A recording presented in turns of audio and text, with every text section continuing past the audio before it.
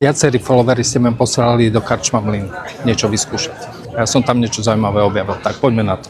V jedálnom lístku som objavil nejakú polievku polskú, že žurek, tak ju vyskúšam, že čo to zač. Malo by tam byť vajíčko, udené mäsko, klobáska, neviem, či aj hríby.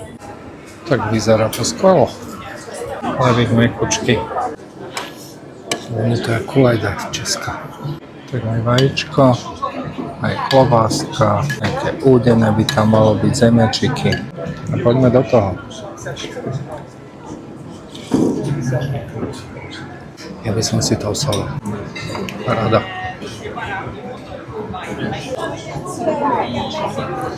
Už je to lepšie.